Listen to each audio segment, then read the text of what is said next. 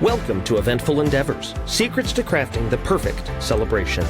If you're planning an event and looking for useful tips from industry experts, you're in the right place. So get ready to take some notes and we'll dive right in. This is Eventful Endeavors.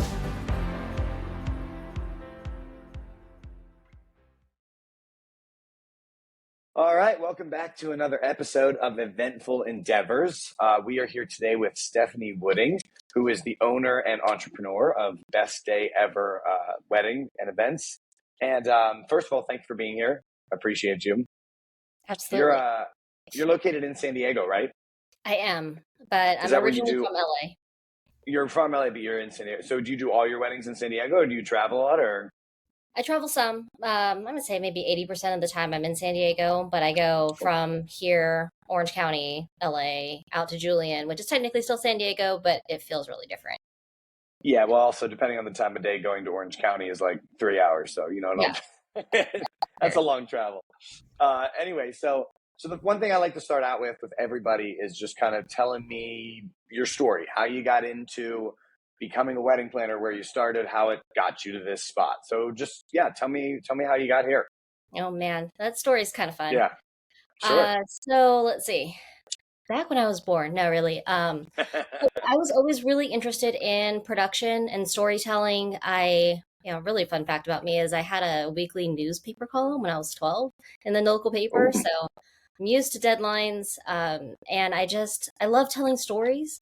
So when I was looking at colleges and thinking about, what's next after high school, I was writing my college essay and I realized I really love film production. I love the fast pacedness of it. I love working with creatives, but also all the logistics behind that. And I had an opportunity at that time to work in production, just as a volunteer doing PA work. It was not glamorous, but it was on the back lot of Universal Studios. So that was super fun. Cool. And it just got the bug for film production. And then I had to figure out how can I get out of college as quickly as possible. And the way that I was able to do that, because I went to UCSD, which is attached to the La Jolla Playhouse, which is gigantic regional theater. So I got my stage management and lighting design degree there. So learning about live production, what that looks like, and how fun that is. And then through a classmate of mine, found my way into doing all of the events on campus. So lighting, sound, we did concerts, we did all the things. And then from there, like, oh no, I'm going to graduate college. And what do I do now?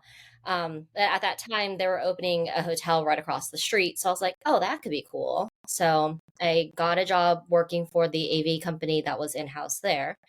And I got to see all the events, what it looked like to work in a hotel, and be in that environment, and worked all of the weddings that first season, second season, and was like, oh, this makes sense. Like, it's kind of trending in the right direction. And then, then I found out hotels are 24/7, and I kind of wanted a little more stability in life, and was pregnant with my first son, who's now 16. And I was like, oh man, I need some stability. So I ended up going to a local theme park, which I'm not going to name, but it's a big one that's mostly only located near water. And worked in special effects and more theatrical stuff again. But the best part of it, aside from the 2 cases of free beer a month at that time, was just the stability. Like, the schedule was solid. And then some management changed, and I was like, oh dang, need to change again. But found my way back into hotels on the catering sales side. So I got to learn venue management, I got to learn sales, got to be back in the hotel environment. And dude, learned so much from there, made so many good contacts, and that are still really good friends to this day. And they really encouraged me to launch my business in 2015. Which at that time I was like, I need to try to figure something different out for a lot of reasons, just life, I think. And I was starting to go for my master's in hospitality tourism management at the time too. So it was just kind of like a good pivot point for me.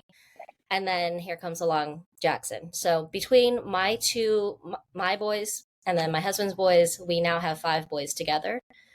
And they range from, all 4 of them are in high school together this one glorious year. And then we have an 8-year-old who's like our mini teenager.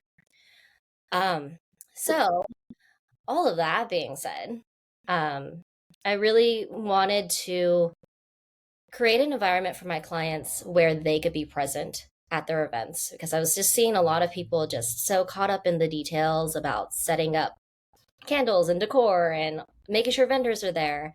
And I was like, I can do this. I know how to do it. I live it every day.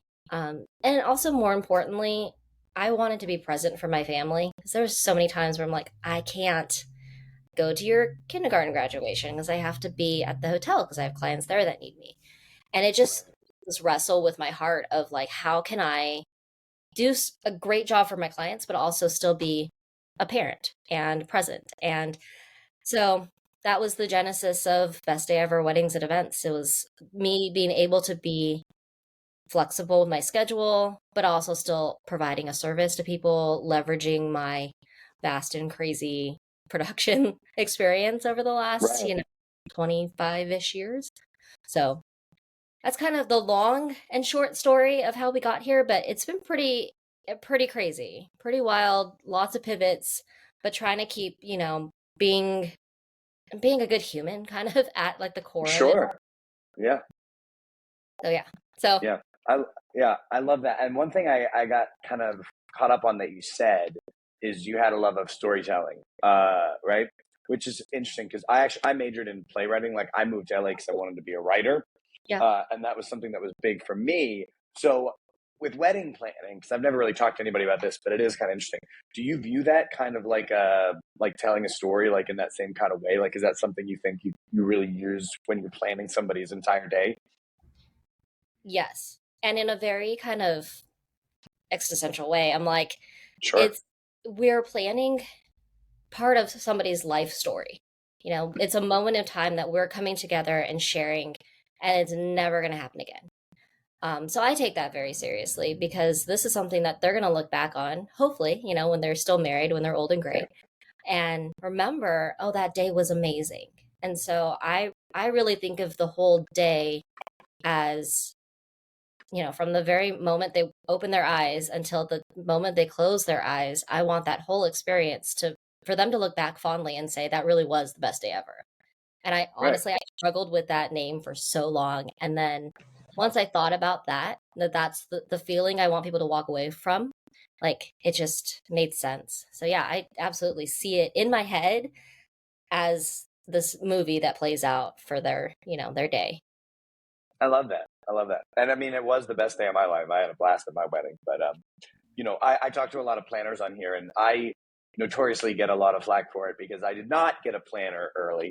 I did a lot of things myself. And this was before I got into the industry. So I made a few mistakes that I probably wouldn't make now, which leads me into my next question for you is benefits of getting a planner early on in your process as opposed to like later. Like why is it like, hey, you should probably look into getting a planner as the first thing you do, if not like maybe the second thing you do after your venue, but like getting into that early.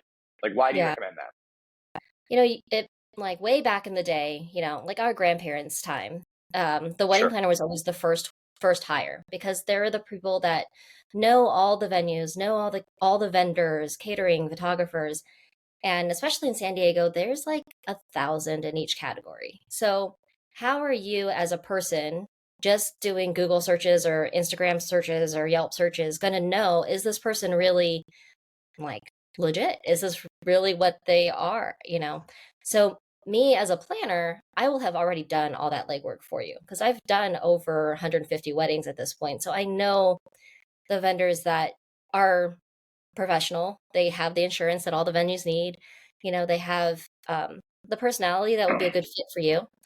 So having somebody that's an expert in their field be the first person that you hire will help guide all of the other decisions that you make, and may save you money, or may also allow you to get really what you want without being sold a used car. Like you don't want to you'll Right. want to know like the Carfax history. um Sure. so it's like if you're buying a house, you're not going to just go and well, maybe you might just go on Redfin or whatever and look for a house. But most people will find a real estate agent and use their experience, knowledge of the area to get the best house that they're going to live in for a while. Why not have that same mentality when you're planning a wedding that's a once in a lifetime, hopefully, experience, right? Right. My two I was cents. just talking to somebody else the other day who it was the first time I'd ever heard that real estate analogy, and that makes a lot of sense to me, because also, like, with that same thing, like, you're going to save money. Like, the realtor might take a fee, but you're going to save money, or they're going to get you the best deal for everything you can get, right? Right.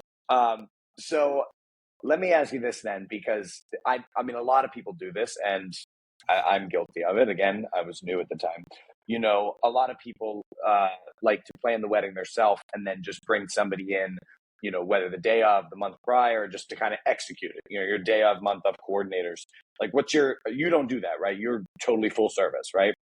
So I do that, but the term that I like to use is wedding day Yeah. management.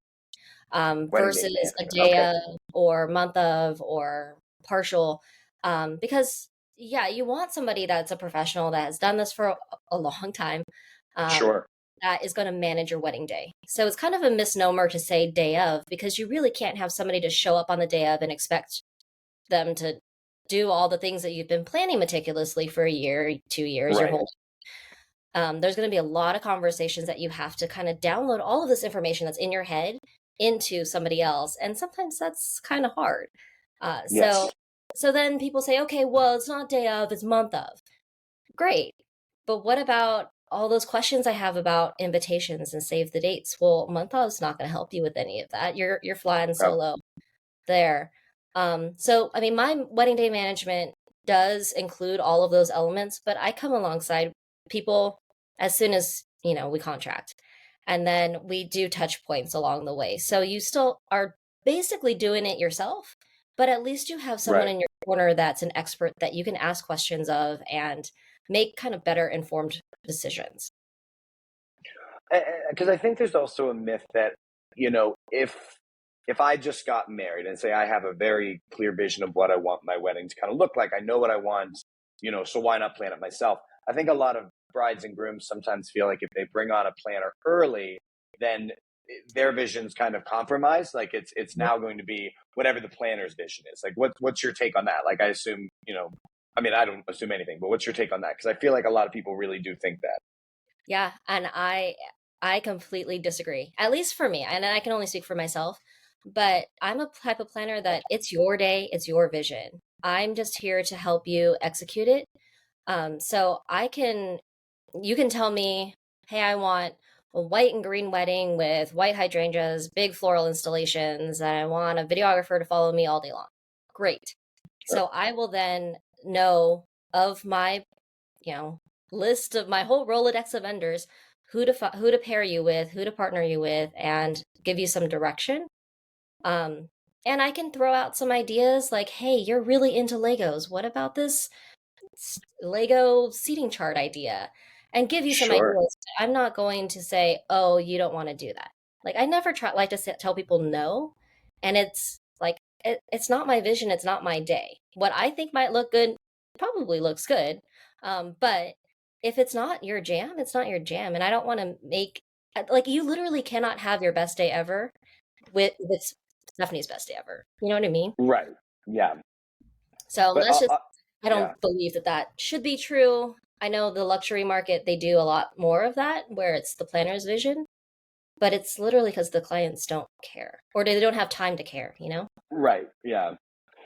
Yeah. So I like that a lot. I mean, obviously, the big thing is like budget, too. Like, I imagine, you get a lot of clients coming to you. If they come to you early and they say like, hey, this is our budget, then it's like, well, you want this, this, and this, so this can't be. You know what I mean? Like, I've made that mistake before. When I got married, I was like, we're going to get married for $10,000. Yeah, that didn't happen. So talk to me a little bit about how, when people come to you with a budget, you're like, okay, this is what we can do with that budget. Do you kind of talk to people about expanding it, or like, do you more go like, what's important to you? Like, let's focus on where we're going to spend our money, that kind of thing. Yeah. When we talk about budget, I tell people, look, it comes down to your priorities. So then we have a conversation about priorities. Like, what are your top three most important things that you want to walk away from your wedding? And then they sit there and they stare at me because they've never thought about that question ever. And then they talk, and then we go from there, really. But also, I can talk to people initially about averages. Right now, I'm seeing kind of average for 100 people about 45,000 Mhm. total. It absolutely can be less than that. But again, it comes back down to your priorities. And I also Yeah. tell people I never recommend vendors that are so outrageously outside of your budget that it's like not possible. So I try to be, I'm a really practical person. And so I'm a really Sure. practical vendor too. Well, and I imagine you've done so many weddings, you know a lot of vendors that you're like, oh, this is like you can, where the bride and groom will spend hours Googling or scouring the internet, you're like, oh, I know who we should call right now. I'll just Yeah. make a phone call. Yeah.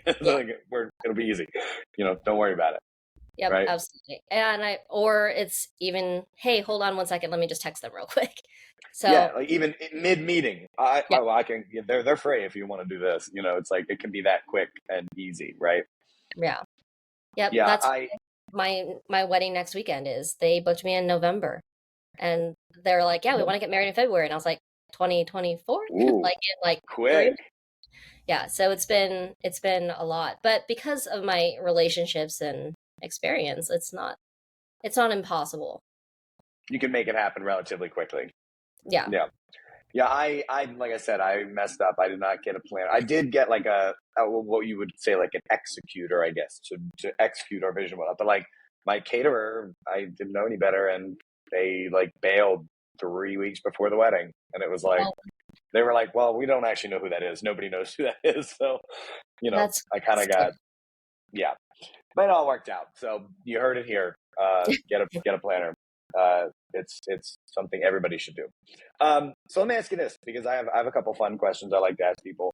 Um, you've been working at venues and planning for a while. Like from when you started till now, have you seen any like major changes, like things that have trended in different directions, or like, hey, a lot of weddings used to do this and I'm not seeing it anymore, or nobody used to do this and now everybody's doing it. Is there any like major trends you're seeing that have changed?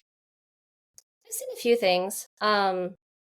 Instagram was a huge game changer, and Pinterest Sure. also a huge game changer when those things started to come out.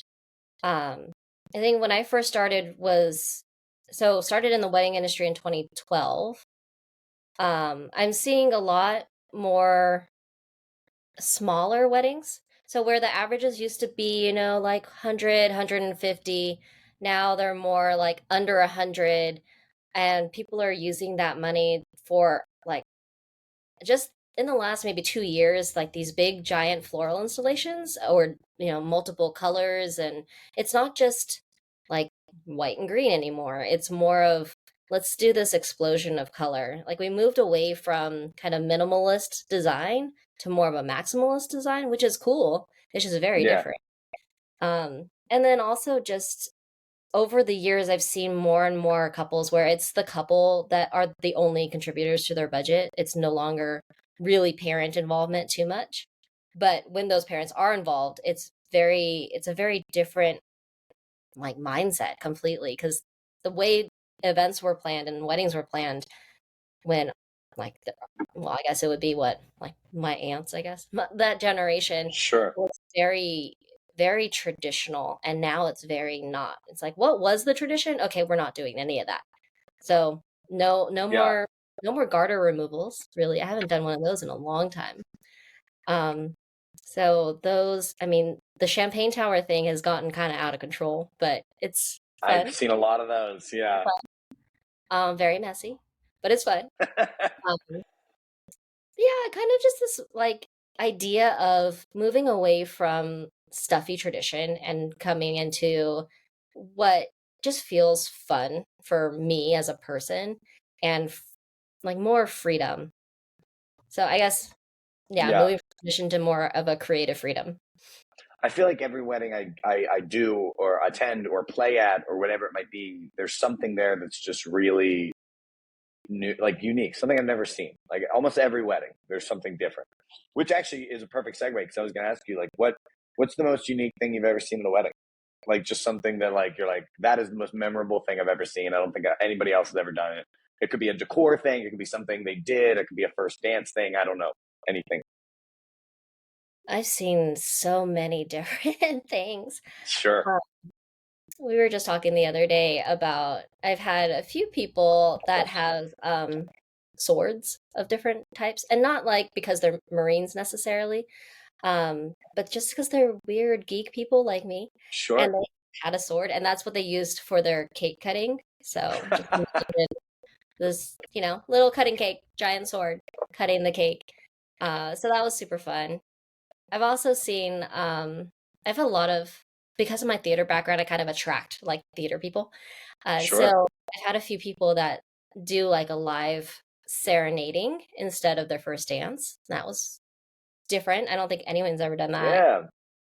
Yeah. Um, more fun, a more fun story that I like to tell people is I once had a groom who I don't know what his deal was exactly. I think he might have been like a club promoter, DJ type guy. But he literally emceed his own grand entrance from like behind the ballroom door. Like he had a wireless mic in his back pocket and was introducing his bridal party from outside the ballroom and then introduced himself into his own wedding. And I was like, you know, sure, that works for me. But it was pretty Do it serious. yourself.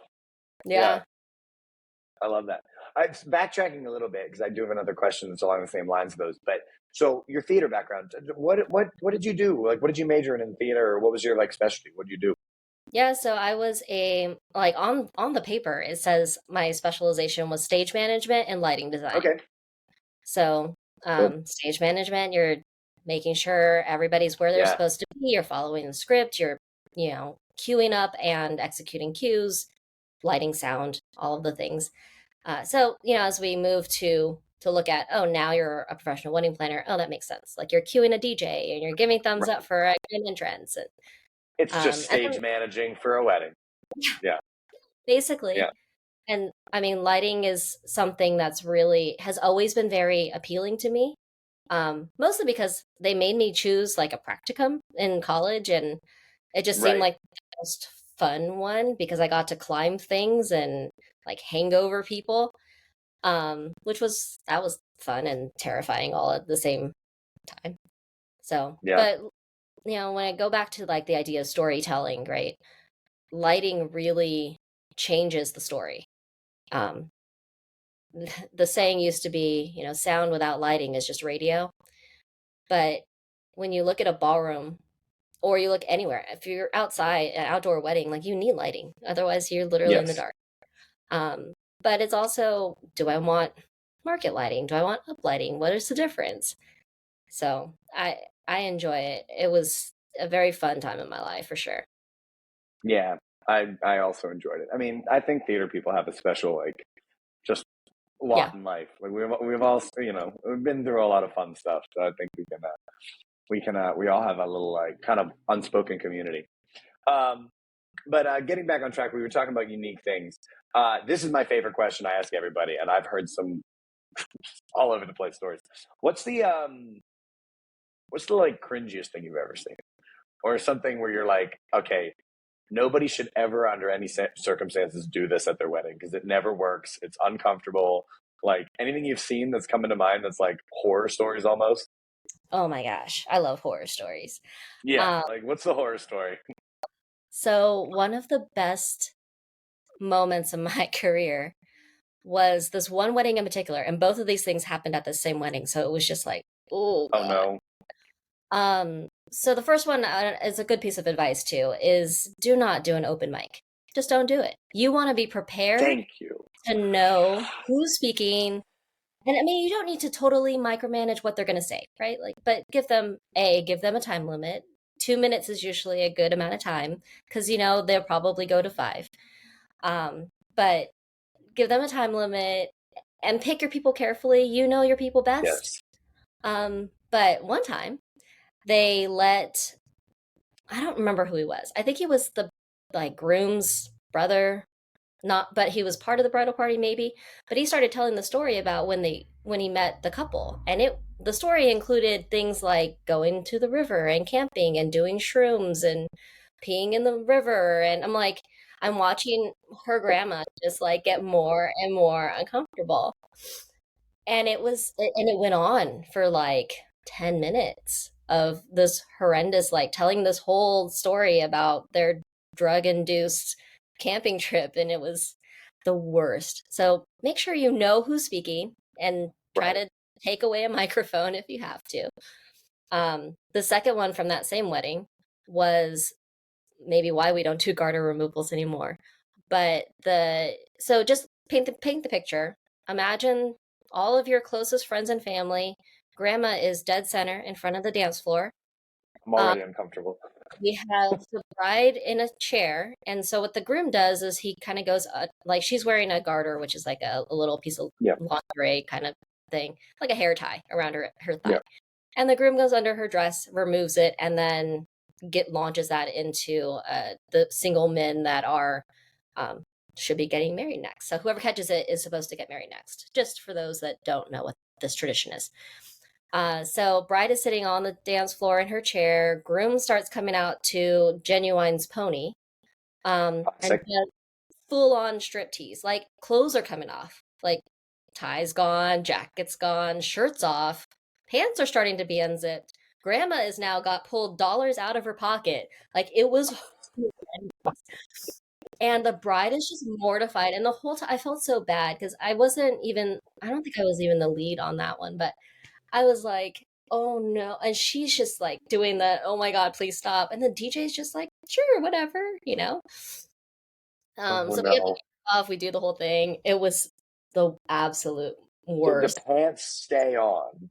They did, unfortunately. Oh, thank God. I mean, This at is least he why. was an attractive dude, so I mean, it wasn't. Sure. I mean, but this is why you don't get too drunk at your wedding, right? Remember to eat. I think he was He just stone sober. It was just he just feeling wanted. himself. Yeah. I love the grandma pulling out dollar bills.